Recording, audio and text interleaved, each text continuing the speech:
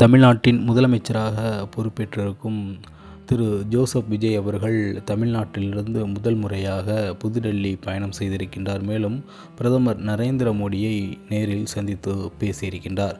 பதவியேற்ற பிறகு முதல் முறை விஜய் மேற்கொண்டுள்ள முதல் அதிகாரப்பூர்வ டெல்லி பயணம் இதுவாகும். சுமார் 10 நிமிடங்கள் நீடித்த இந்த தனிப்பட்ட சந்திப்பில் தமிழகத்தின் மிக முக்கிய தேவைகள் மற்றும் வளர்ச்சி திட்டங்கள் குறித்து விரிவான மனுவை பிரதமரிடம் முதல்வர் விஜய் நேரில் அளித்துள்ளார்.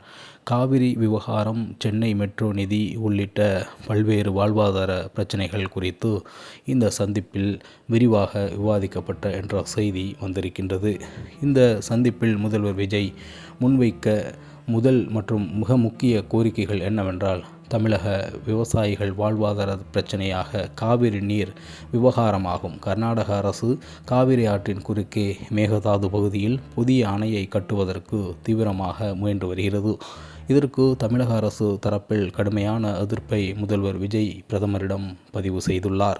மேகதாதுவில் அணை கட்டப்பட்டால் தமிழகத்தின் டெல்டா மாவட்டங்கள் பாலைவனமாகும் அபாயம் உள்ளதை சுட்டிக்காட்டிய அவர், உச்சநீதிமன்ற தீர்ப்பின்படி தமிழகத்திற்கு உரிய தண்ணீரை தடையின்றி திறந்துவிட மத்திய அரசு தகுந்த நடவடிக்கை எடுக்க வேண்டுமென்று வலியுறுத்தி இருக்கின்றார்.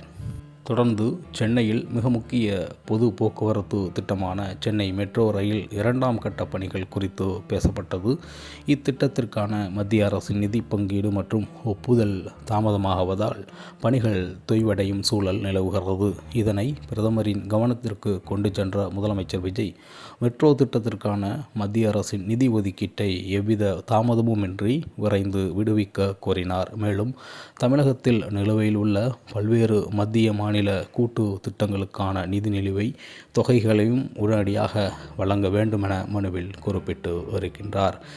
தமிழகத்தின் நீண்ட நாள் கோரிக்கையான கல்வி மற்றும் மாணவர் நலம் சார்ந்த விவகாரங்களில் இந்த சந்திப்பில் முக்கிய இடம் பிடித்தன. அதிலும் குறிப்பாக நீட் தேர்வினால் தமிழக கிராமப்புற மற்றும் அரசு பள்ளி மாணவர்களுக்கு ஏற்படும் பாதிப்புகளை முதல்வர் விஜய் பிரதமரிடம் எடுத்துரைத்தார்.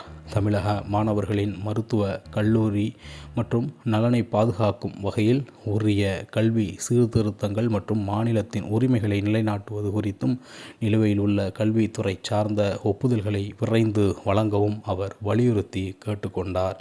அடுத்ததாக அரசியல் மற்றும் வாழ்வாதார கோரிக்கைகள் மட்டுமின்றி தமிழ் கலாச்சாரம் மற்றும் அடையாளத்திற்கு இந்த சந்திப்பில் முக்கியத்துவம் தரப்பட்டுள்ளதாக செய்திகள் வெளியாகியிருக்கின்றன.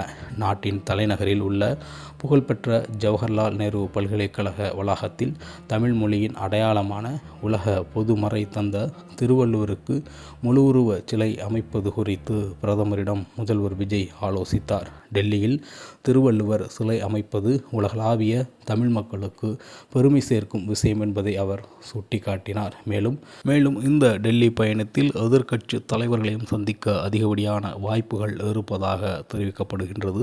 மேலும் இந்த டெல்லி பயணம் முழுக்க விஜய் அவர்கள் தமிழ்நாட்டின் நலனை கருத்தில் கொண்டே அமைந்துள்ளதாக அனைத்து அரசியல் ஆய்வறிஞர்களால் கூறப்படுகின்றது. எது எப்படி இருந்தாலும், யார் முதலமைச்சராக வந்தாலும் தமிழ்நாட்டிற்கு நன்மை நாடி செய்யப்படுகின்ற ஒவ்வொரு விடயமும் மிக முக்கிய நகர்வுகளாக தமிழ்நாட்டு மக்களால் பார்க்கப்படுகின்றன. அதில் மிக முக்கிய நகர்வாக திரு ஜோசப் விஜய் அவர்கள் டெல்லியில் உள்ள பிரதமர் நரேந்திர மோடி அவர்களை சந்தித்தது இதில் பார்க்க முடியும். நிச்சயமாக அதுபோன்ற மிக முக்கிய தகவல்களுடன் அடுத்து ஒரு காணொலியில் உங்களை சந்திக்கின்றேன். அது உங்களிடமிருந்து விடுவது உங்கள் தமிழா செய்திகள். நன்றி, வணக்கம்.